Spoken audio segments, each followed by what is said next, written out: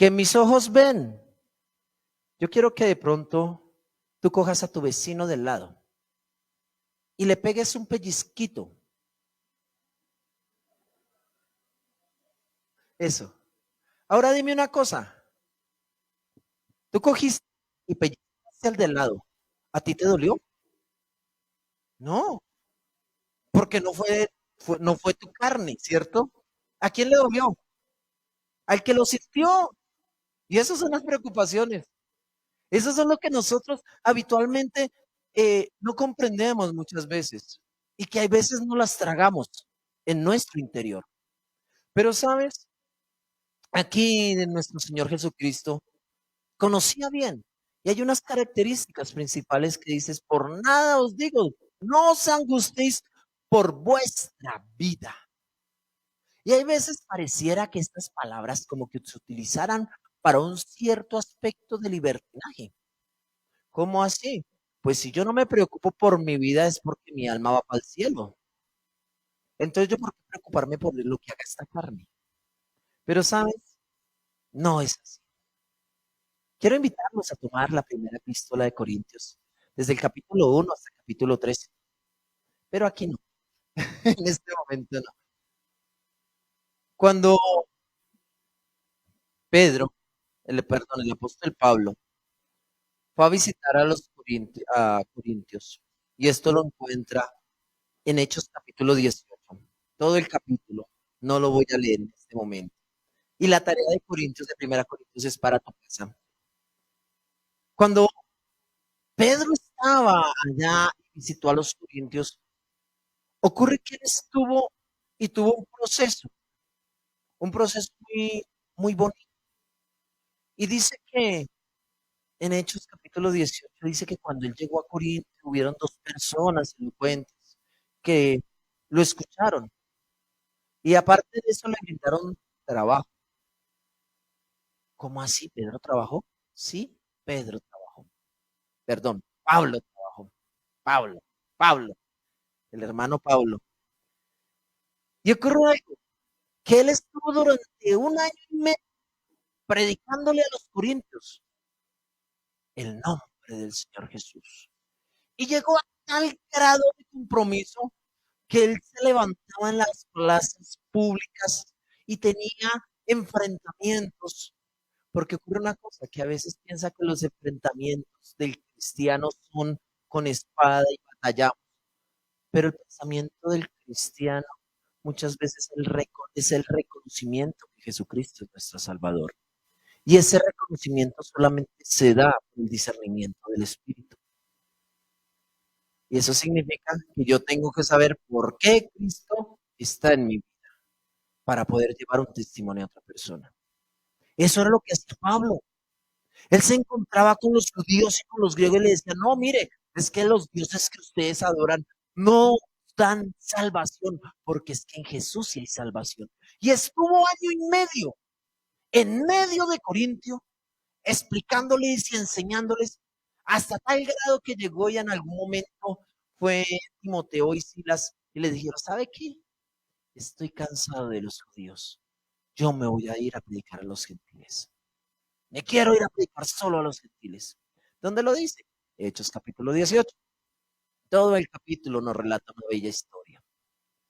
Pero después de que él se fue a otro lugar, después de haber predicado en los Corintios, ocurre una cosa, que es que ellos como que no guardaban muy bien las palabras. El libro de Corintios o la primera carta a los Corintios, y así rápidamente se la voy a dar, se divide, o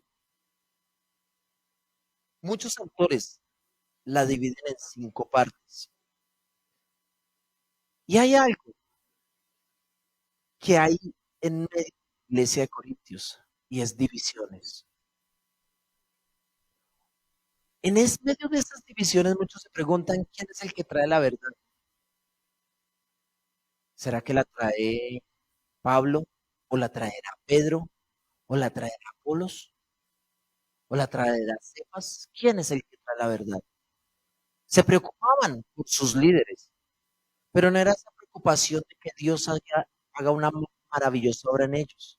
No, sino a ver ¿Con qué grupo de creyentes yo me ubico? Yo me relaciono. Y esta preocupación y esta división empezó a desencadenar problemas doctrinales en medio de la comunidad. Y uno de los problemas doctrinales es precisamente esto. Yo no tengo por qué afanarme por nada. Yo no tengo por qué afanarme por nada. Si yo no me afano por nada, eso significa que lo importante es que mi salvación esté completa. Pero mi cuerpo puede hacer todo lo que yo quiera.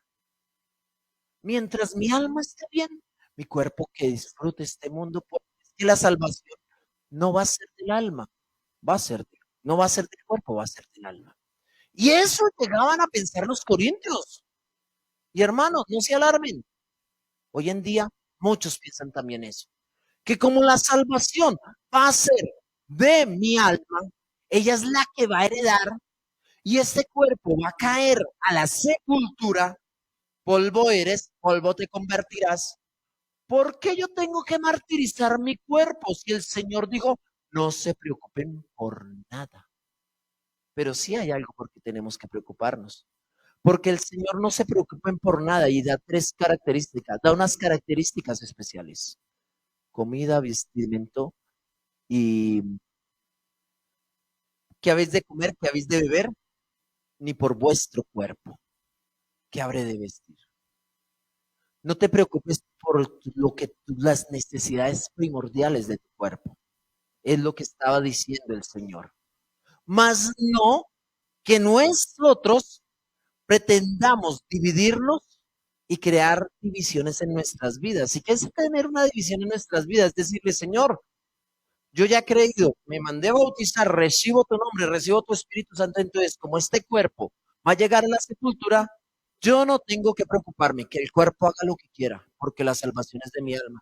Entonces, como mi cuerpo hace lo que quiere, entonces mi cuerpo puede estar en medio de lujuria, en medio de fornicación, en medio de lascivia, en medio de celos, en medio de contiendas, porque a mí no me interesa lo que el cuerpo haga. Pero, ¿sabes? Aquí fue cuando el apóstol Pablo se tuvo que, en otras palabras, amarrar los cinturones y escribir una hermosa carta a los Corintios. Esa era la forma de pensar de ellos en ese momento. Eso era lo que estaban diciendo. Las enseñanzas que llegaban por todo lado les empezaban a martirizar sus conciencias. Y entonces, si llegaba ahí un apóstol, llegaba y decía, no, mire, ¿sabe qué? Es que Dios a mí me ha dado la santidad y Dios ha dicho que Él ya solamente es creer y todo es salvo. Ah, ese es el que me conviene. A ese voy. Otro podría decir, no, hermano, es que mire, la salvación no se compra, Dios la dio gratis. Entonces, ¿usted por qué tiene que hacer un sacrificio en su carne? Aleluya, con ese me voy. Con ese es el que me voy.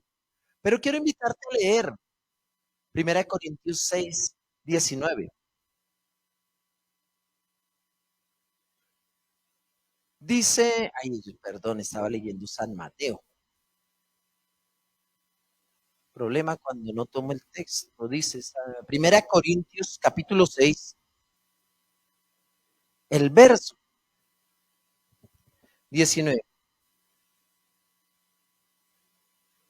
¿O ignoráis que vuestro cuerpo es templo del Espíritu Santo, el cual está en vosotros, el cual habéis recibido de Dios, y que no sois vuestros? Pues habéis sido comprados por precio. Glorificad pues a Dios. ¿En qué? En vuestro cuerpo. Eso era lo que le estaba diciendo Pablo. Pilas, muchachos de Corintio, pilas. Ustedes lo que hicieron fue llenar sus mentes de letra. Y yo les he dicho, escudriñen las escrituras. No se dejen comer cuento de lo que escuchan. Porque, ¿sabes? A diferencia de otros, tu cuerpo es el que glorifica a Dios. Cuando cantábamos una canción y decía, yo puedo danzar con libertad. ¿Quién es el que puede danzar? ¿Quién danza? ¿Cierto? O sea, cuando tú dices, yo puedo danzar con libertad, ¿quién es el que danza? Ay, no, al que le pega el pellizco, ¿cierto? Al que está al lado. Es como cuando dicen, ay, dijo el Señor, Señor, envíame, dispuesto estoy, pero envía al otro. Es exactamente lo mismo. Cuando tú llegas y dices, yo puedo danzar con la, es porque tú estás declarando que has sido libertado y que tu cuerpo, junto con tu mente, junto con tu alma, están totalmente sincronizados, tienen una relación profunda, porque en ti eres el templo del Espíritu de Dios. Ese soplo que un día llegó y dijo, sí a la luz, y fue la luz, está en ti. Está en ti, mi hermano. No está en otro lado. Por eso, continuamente, las preocupaciones no fallan. Y lo más posible es que se haga una hermosa enseñanza de confiar en Dios. Al pasar esa puerta y llegar a tu casa, puedas ver la cocina que ya se va acabando el mercado. La puedas ver. Y sabes, llega la preocupación. Y el problema no es que llegue la preocupación. El problema es qué tanto yo dejo que la preocupación domine mis sentidos. ¿Qué tanto yo permito que esa preocupación me distorsione de lo que significa ser templo de Dios? ¿Qué tanto significa que la prueba para mí sea más importante de declarar que hay libertad en mi ser? Ayer hablábamos y estábamos con nuestro hermano Jorge y fuimos a hacer una visita a una persona que está muy enferma. Y el Señor decía unas palabras y le decía, ¿sabes? Tú estás ahí, es porque yo quiero que tú reconozcas algo. Y estaba postrado en una cama, que para mí es más importante tu salvación que tu sanidad. Yo cuando dije esas palabras, cuando le dije esas palabras, hermano, pero es que usted vino a orar por él por la sanidad. Él está preocupado porque está con oxígeno. Él está preocupado porque lleva tiempo sin moverse. ¿Y por qué no ora por la sanidad? Y tomaba el texto y el Señor me decía, para mí es más importante tu salvación que tu sanidad. Porque mediante tu salvación tú eres libre. Porque nadie te puede quitar la libertad. Pero con la sanidad simplemente darás gracias y volverás a lo que hacías antes. Yo se las dije de esa manera. Y sabes, mi hermano, en el momento de despedirme, llegó y me cogió la mano y dijo, hoy sé que he hecho las paces con Dios.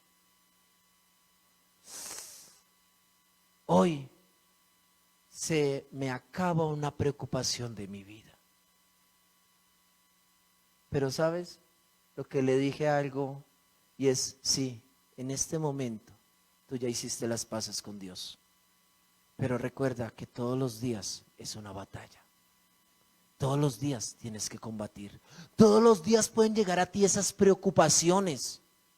Pero aquí lo importante es no que vengan las preocupaciones. Aquí lo importante es, yo dejo que esas preocupaciones dominen el templo de Dios. ¿Tú sabes por qué cuando Pedro iba a entrar al templo, los fariseos le llegaron y le dijeron, oiga Pedro, usted no ha dado lo del tributo, tiene que pagar? Porque para los fariseos era más importante y la preocupación más grande era que la gente entregara sus dineros, más no que tuviera una relación con Jehová. Esa era la preocupación.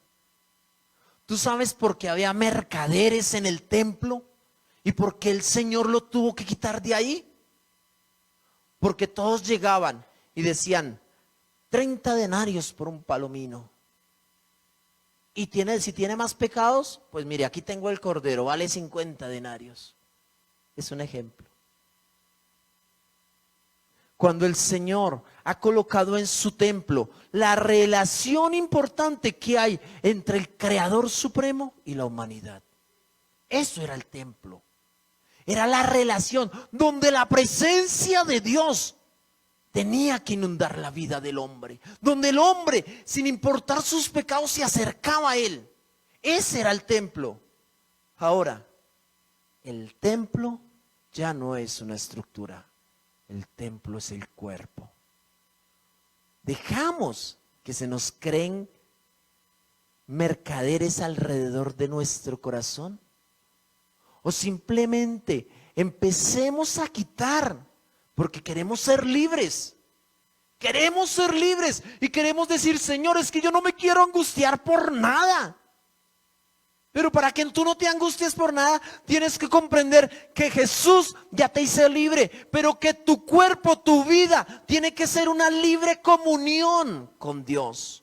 Que los actos que tú hagas, cada momento que vives, pueden o meter un mercader o pueden sacarlo.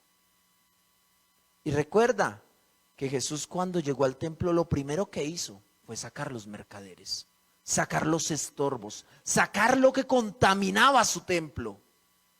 El templo de nosotros es nuestro cuerpo. Y nosotros tenemos que identificar algo, que aunque este cuerpo un día repose en el polvo de la tierra, en esta vida este cuerpo es el que le está dando honra a Dios.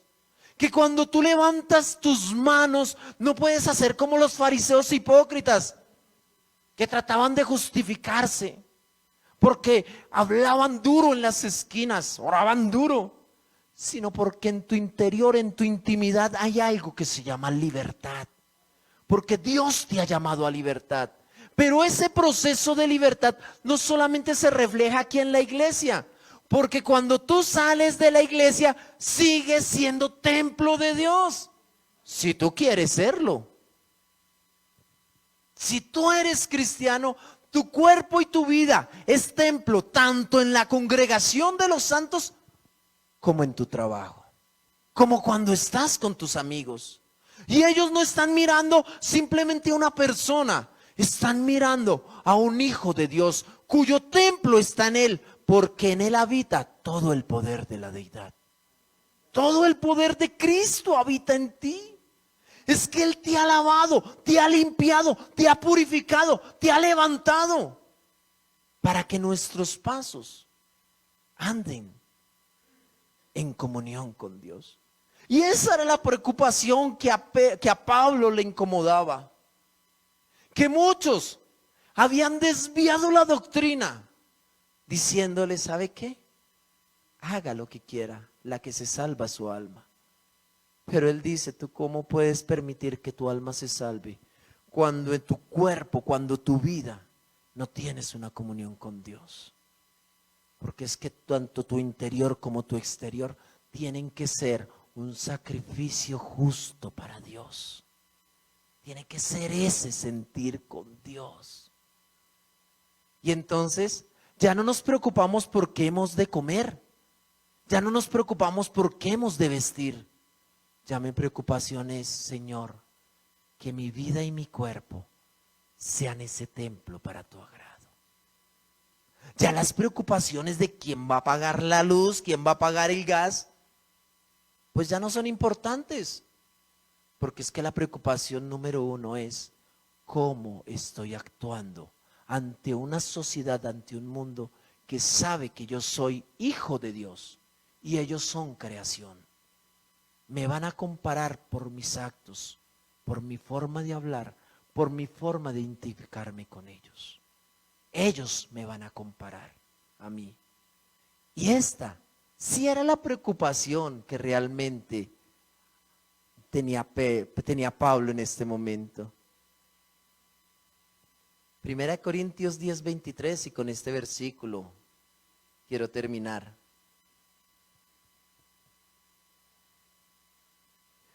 Todo me es lícito, pero ¿qué pasa? No todo me conviene. Todo me es lícito, pero no todo me edifica. ¿Tú sabes cuál fue el mandamiento que Dios le dio a Adán?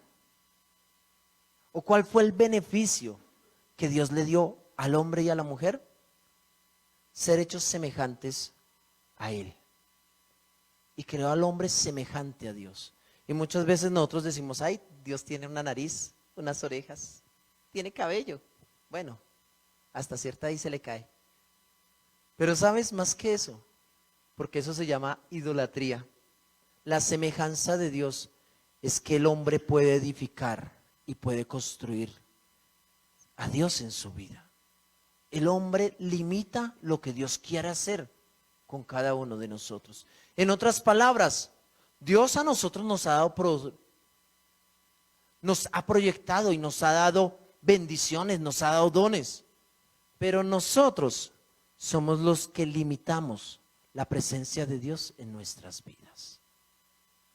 Todo me es lícito y yo puedo hacer lo que quiera, y yo puedo aquí salir e irme a una taberna, pero ¿a eso me edificará? Eso me destruye y me aleja de la presencia de Dios. Todo me es lícito, ¿y eso me edificará? ¿O simplemente lo único que hace es demostrar que yo soy solamente un fariseo más, un hipócrita, conocedor de la palabra de Dios, pero que no la obedezco?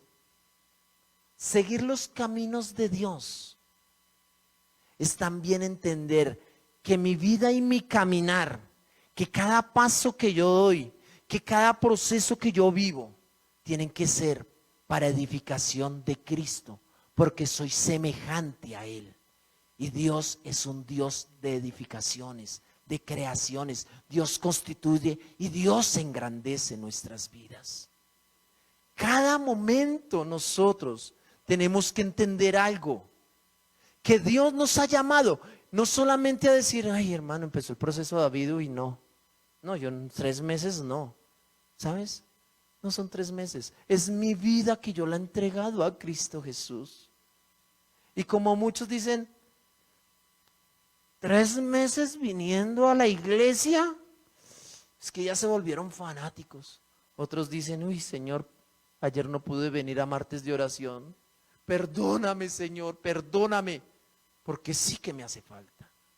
Venir a la iglesia no tiene que ser un compromiso, sino tiene que convertirse en una pasión, tiene que convertirse en un deseo. Y cuando ese venir a la iglesia se convierta en un deseo, sabrás que Dios está edificando en ti y está despertando en ti algo que se llama dones, que está edificando en ti como una criatura, como un ser que totalmente te ha llamado a ser hijo de Dios, y que mediante el hecho de ser hijo de Dios también te ha hecho como semejante de Él.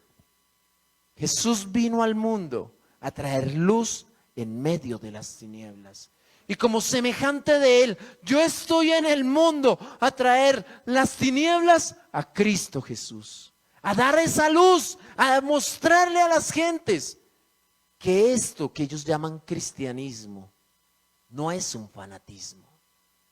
Esto es amor, amor del bueno, dicen por ahí, amor verdadero, porque es el amor que Cristo ha derramado en nuestras vidas. Pero también tiene que ir totalmente de la mano mi compromiso espiritual con la manifestación que yo hago con este cuerpo, hasta el día que el Señor me lleve. Hasta ese día soy templo del Espíritu Santo, y como tú eres templo del Espíritu Santo, en ti lo primero que tiene que haber es palabra de Dios. Por eso yo sé que tú tienes una palabra en tu boca. Yo sé que la tienes. ¿Y qué es palabra de tu boca? En la escuela dominical decíamos, tengo un versito. ¿Quién trajo un versículo para la gloria de Dios? ¿Cierto? Pero yo no quiero que te levantes y des el versículo. Así como pellizcaste al del lado, quiero que en este momento tú le des un versículo a él. Porque es lo que tú constituye. Es lo que Dios nos pide que nosotros tengamos. Tengamos su palabra en nuestra boca. Que su palabra nunca escasee de nuestra boca. Entonces, en este momento, te invito a que te acerques, así como llegaste y te moviste y le pellizcaste, acércate a él y dale ese versículo. Dale esa palabra que Dios tiene, porque como eres templo de Dios, tú tienes que representar a la palabra de Dios. Y la palabra de Dios tiene que salir de tu boca. Tienes que mostrar que en ti hay algo que Dios te ha llamado a hacer. Y no ha sido criticar ni a juzgar, es dar su evangelio. Señor maravilloso, en esta noche te alabamos, te glorificamos. Te bendecimos grandemente, bendito Señor de gloria. Porque eres tú, Señor, cada momento el que nos constituye, Señor. Como ese maravilloso templo, Padre glorioso, en el cual cada momento nos invita, Señor, a estar delante de ti.